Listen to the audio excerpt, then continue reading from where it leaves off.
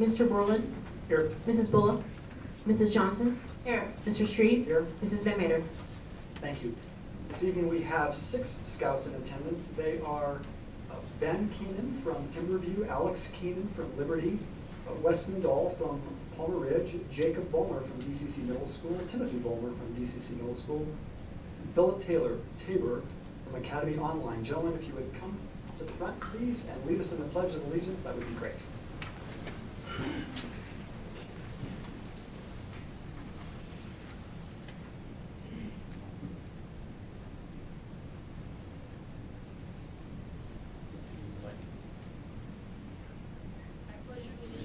To the flag of the United States of America and to the republic for which it stands, one nation, under God, indivisible, with liberty and justice for all. Thank you, gentlemen.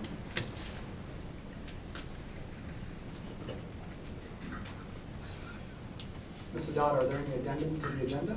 There were addendums to the agenda, and the board was notified of these earlier today. Okay, members of the board, are there any items you wish to move from either the superintendent's consent agenda or the board's consent agenda? Okay. Or are there any items to be added? May we have a motion to approve the agenda? So moved. Second. Roll call, please. Mr. Borland? Aye. Mrs. Johnson? Aye. Mr. Street? Aye. The board quote, Mrs. Johnson. Thank you, Mr. Strebe. Tonight's quote is from President John F. Kennedy, and it was included in some writings he addressed to the United States Committee for UNICEF on July 23rd, 1963. He stated within that letter, and we all agree, children are the world's most valuable resource and its best hope for the future. Thank you. Very meaningful. Public comments. Ms. Cortez, do we have anyone signed to speak to the board this evening? 4 people signed up tonight. The first is Mr. David Kelly. Okay, great. At this time, we welcome any members of the public who would like to address the board to do so. Thank you for being here tonight. In the interest of respecting the time of all who are present, speakers are to limit their remarks to 3 minutes or less. All speakers will be notified of the remaining time via the mounted monitors behind the dais. When 30 seconds are remaining, the timer will turn yellow and then red when the time has ended. Supplemental written materials are welcome. Please hand the materials to Mr. Grady, who's seated to the right of the podium, and he will deliver it to the board secretary. We greatly value all comments from the public, but in order to adhere to the board policy and accomplish the work already on the agenda, the board will not respond this evening. Mr. Kelly. Hey, thank you for this opportunity. For the record, I am David Kelly. I am a political activist. I think most of you know that. I run a group called Liberty First. I had a great opportunity to sit down and have lunch with Dr. Hatchell this week, and we discussed a number of things, and one of them is the conundrum that we are faced with school finance, how the state handles that, how you have to deal with it, which has kind of forced you to go towards this bond. And I'm not a huge fan of such things, but I will share with you, I'm sitting on the fence as a homeowner, taxpayer in School District 20. My property value is important to me. One of the reasons I bought my home here was because I was District 20, and I think a lot of people do that. So I just want to share with you that I'm going to do my research as I sit on the fence now versus being no. I'm going to sit on the fence here, do some more research. Dr. Hatchell gave me some information, and I'm going to probably return with my homework and either bless it or not. But there's one thing I'm going to ask of you all, and that is to do as I will, lobby the state and the legislators up there to change how we fund education so that we can get out of this conundrum that we face ourselves with and not have to go back to bonds. So that's what I'm going to ask of you. I'm going to do the same thing. I know my state legislators quite well, and I think it's time for the funding paradigm to change. Thank you for your time. Happy birthday Monday. Next, we have Mike Esty.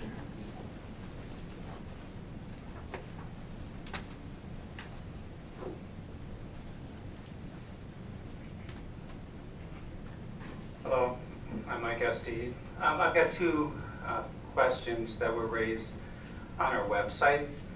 The first one has to deal with the prioritization again of the list for the bond. That seems to be a big issue. A lot of people are asking questions.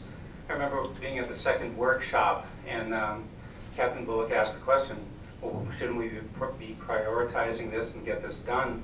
And it was actually pushed down to not do it.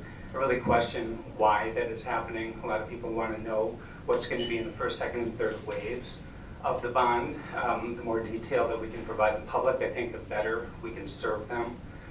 So I'd like to know what is going on with the prioritization. Also, when it comes out, I'd like to see dates on that. A lot of people want to know, on those waves when, in case something got cut. One of the comments that came in, I guess, with questions from on the bond from the board is importance of items. Well, they're all important. Well, I guess I'd have a question as far as $7 million in AstroTurf is probably not as important as an elementary school. So I don't think they're all equally as important. I think that was the verbiage that was used. The second question that was raised has to do with a fence up at Pine Creek in the development across the street. Somebody said that they heard that $60,000 to $70,000 was spent by the school district. I couldn't find anything, so I thought that we should just ask, did the school district spend money on a fence up at the development across the street from Pine Creek or anywhere near Pine Creek? And if so, why? Then I can get back with that person with an answer to that. Thank you. Thank you. Next we have Jody Ellsworth.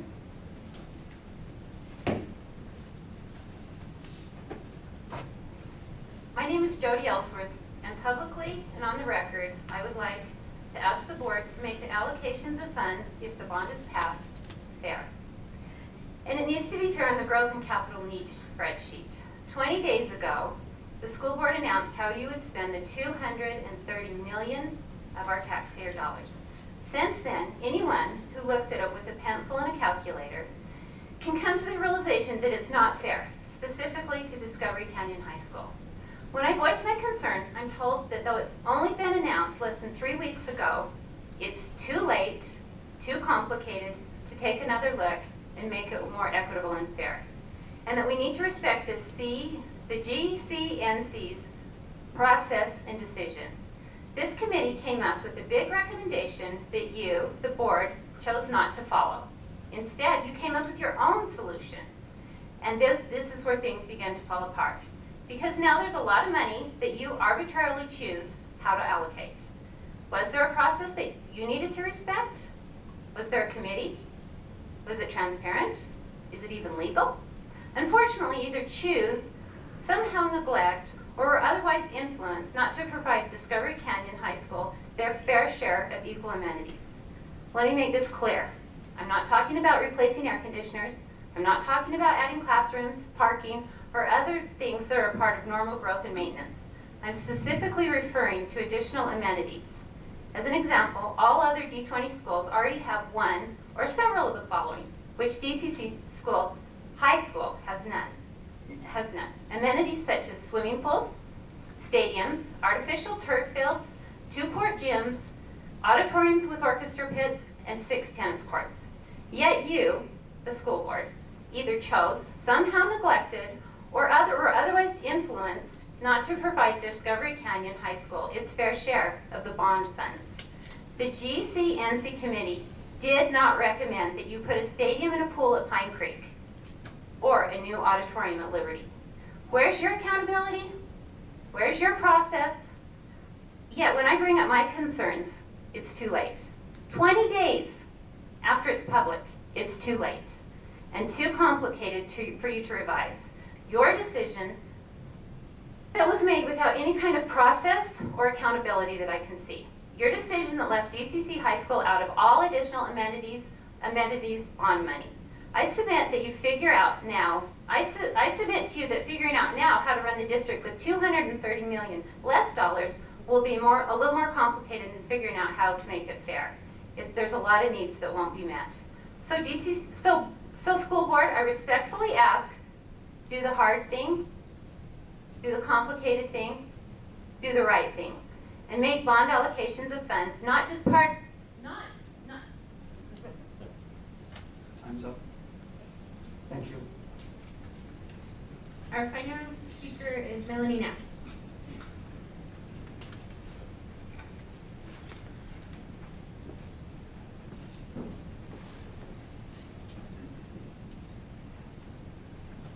I'm here tonight to ask our district's Board of Education. I'm sorry that Mrs. Bullock and Mrs. Hemader aren't here to hear this, but there'll be a nice recording of it. I'm asking you as a legislative body to start abiding right now with all Colorado open meeting laws. And I mean in intent and purpose, not just the way they're written, but the intent of the law. And I'm asking each of you on behalf of the citizens of our school district, not myself, on behalf of the citizens of our school district, I'm asking the board, from this day forward, as individuals as well as a body, to hold the board accountable when this doesn't happen. Mr. Streep, you have a duty to the citizens of our district to make sure that not another day goes by in which the board breaks open meeting laws that the Colorado General Assembly has put in place for the citizens in this wonderful local control that I love too. We have these laws that are put in place by the Colorado General Assembly to keep government open and accessible to everyone. You can start by asking your legal counsel to refute what I'm calling facts about your repeated open meeting violations found in the record of minutes back to 2011. You'll get a list of these from me. Only a few of these executive sessions are fully compliant with the law, and if you think I'm making this up, please check the facts with your attorney. Ask your legal counsel to prove to you with affidavits signed by him attesting with his legal opinion that each violation that I am telling you that this board is guilty of is not really illegal and that the board has always complied with Colorado Open Meetings law. If you're doubting me right now, please stop for a moment and ask yourself the hard question, and it's this. What is the definition of a secret meeting in the 21st century? I admit it's hard not to accidentally have a secret meeting these days, but I'm asking you to be attentive to that.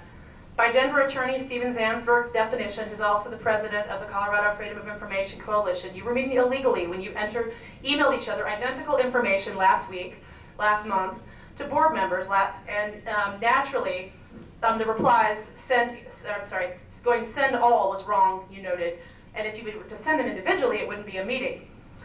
And then don't reply all on the return. So you're doing the same thing. It looks like you were thinking that send all constitutes an open meeting law violation. So essentially, I want to point out the violations that have repeated over and over. I will send you these. I'm not just saying this to accuse you of anything, but I'm asking you to understand these are all wrong. Ask your attorney to take the facts and write an opinion. Put them in writing, and Mrs. Johnson, you know what an opinion, a legal opinion is. And stating that everything I'm telling you, all of those meetings were actually legal. Courts across our country have said they're illegal, and I'm challenging you to please prove me wrong. Thank you. You have no more speakers. Thank you.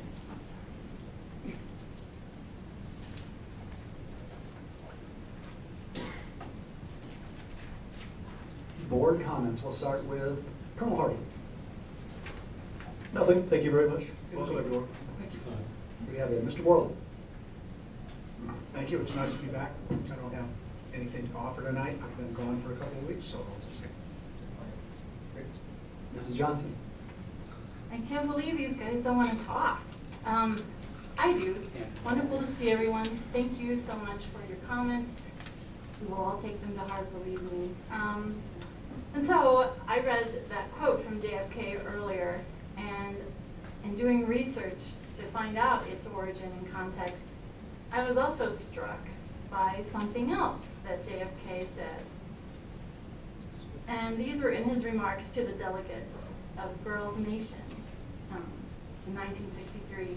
But I found them applicable and eternal. This is a great country and requires a good deal of all of us.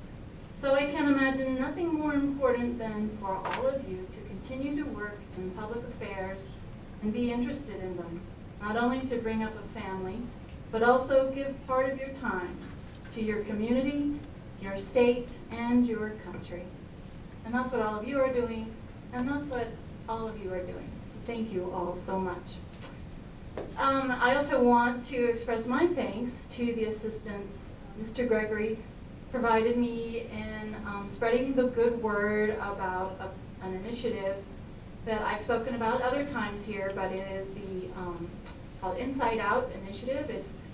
It is co-sponsored by the NFL and the Colorado High School Activities Association, and I am one of the faculty, as they say, quote unquote, in terms of getting the good word out about Inside Out. Inside Out hopes to alter the win at all costs, under any circumstances, mentality that can exist anywhere, but and specifically in the coaching profession. And they want to do so with a character and educational based training. And they also recently put out the word about the Denver Broncos sponsoring a $1,000 award each week, honoring a coach who exemplifies the inside out qualities and characteristics.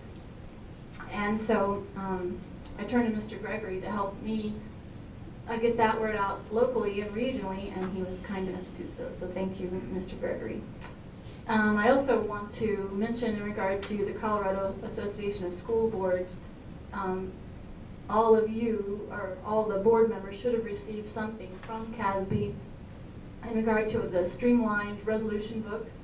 If you could all take a look at that, I hope maybe we can discuss that in an upcoming session to talk about our viewpoints on the proposed resolutions and any we might want to make from the floor. So, thank you so much. That's it. It's always exciting to be here. School is back in full swing, and it's going to be a part of this. Been traveling a little bit, and I don't think I have to travel. I'm supposed to go to DC next week and work with a lot of legislators, senators, and representatives, but I'm excited to spend more time here. Thank you very much.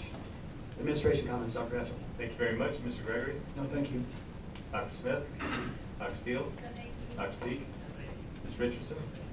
Ms. Cortez. Ms. Kuzer. Mr. Grady.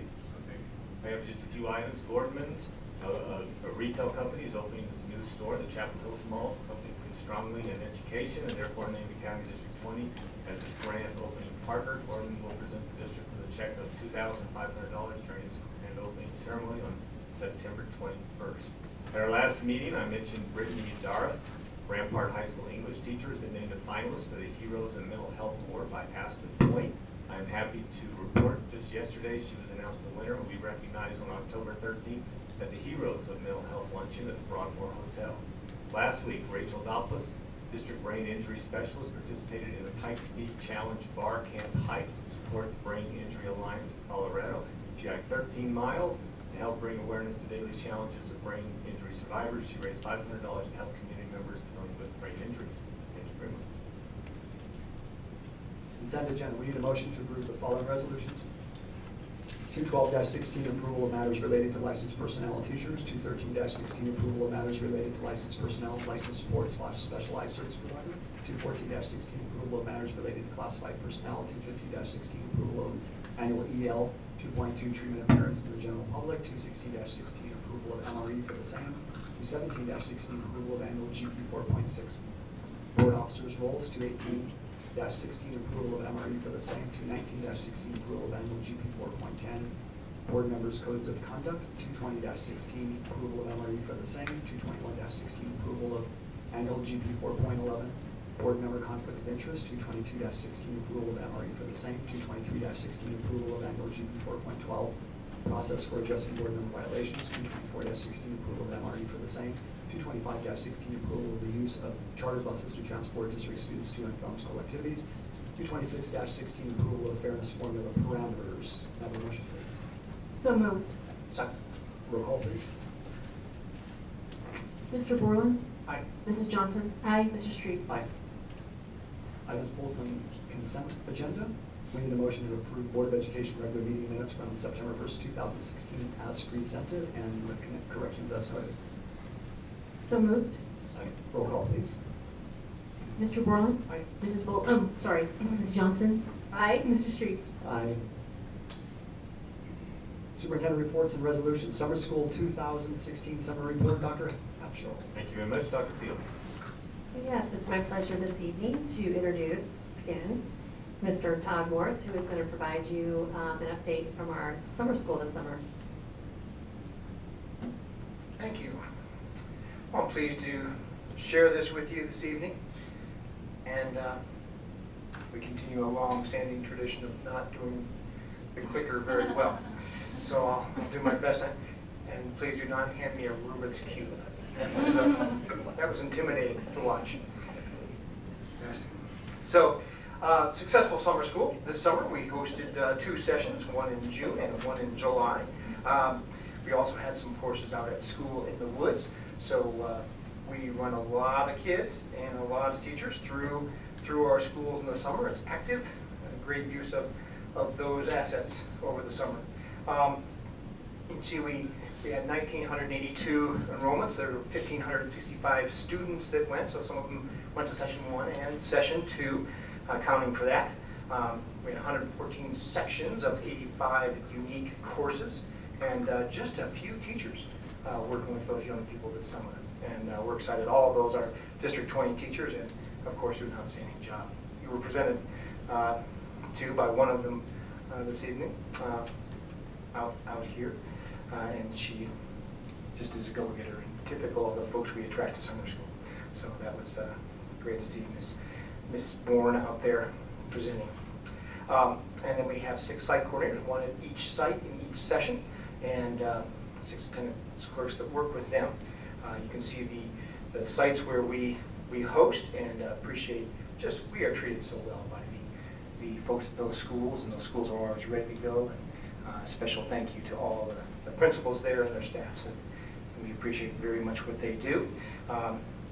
We had $324,000 in revenues and $302,000 in costs directly attributable to summer school things. And then we'll also be helping out those schools that host with some wear and tear reimbursements, and then also this supports enrichment activities in the school district. So excited about that.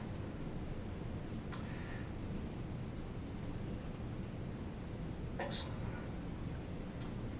And here's a little overview of the offerings and how many we offer in each session. And that number of course offerings in the top, 99 is a 24% increase from the previous year, and the 114 is a 6% increase in the number of sections offered. So we just had to add some more diverse offerings, not as many repeat courses this year as we had in the past.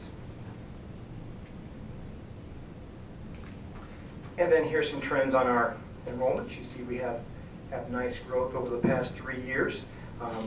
Those numbers that are listed there on the chart represent the number of students in those grade levels at those kind of category levels of preschool, elementary, middle, and high school. And significant increase in elementary and middle school this year. We expanded offerings in July. We used to just offer band in July. We expanded to some STEM offerings over there at Mountain Ridge. Jeff Sturck was very gracious in accepting that. And his folks did a great job for us. And then elementary, single biggest factor was simply offering, starting the July session on a Monday. Folks like the full week one. Sometimes we can't pull that off both sessions, and we're able to do that in June and still fit things in correctly and give enough days between the end of the school year. But that's where we are. So a successful year, and we're excited about it, and feel like we're really helping kids. Questions? Mrs. Johnson? Well, I wish it could be an endless summer in the sense that, especially if it involves you. Okay. I want to recognize the decades of outstanding service to the district. You're going to miss you so much. because you suggested it. We all agree. You know, I knew someday I'd get a standing O for a board presentation, and here it is. Well, thank you very much. How many years of service did you have? Well, I have been in the district longer than those kids who started kindergarten at Pioneer. Certainly longer. 83, I started. Oh, fantastic. Yeah. Well, that's Great exciting. Thank you so much. Thank you for your service to athletics. It's absolutely fantastic. Absolutely, my pleasure. Thank you. I assume there are no other questions. Residential development / growth and enrollment update, Dr. Hatchell. And a number of semi-important jobs he had too. Principal of Pine Creek High, Director of Assessment. I could go on and on, so thank you very much. Ms. Gregory.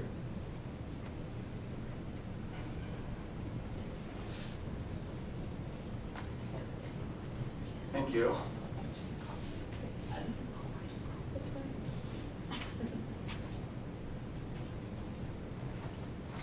As you know, this is an annual, or at least for the last several years, an annual report, albeit about a month earlier than normally given. Quickly, a bit of background. This is a report that's generated by Mr. Don Smith as a representative of the school district in his contact with two different types of entities. One of them is local developers, and when I say developers, that's mainly residential areas, and the other is interaction or monitoring of activity inside of the existing master plan. So as things go through for approval, he monitors that so we can develop these reports. Also gets quite a bit of data from the county. So as we go through these, if you have any questions, please stop me. This first slide represents El Paso County residential building permits historically and through 2015. So these are calendar years. So it goes through December 2015. The story here is 2015, which is the last bar to the right, represents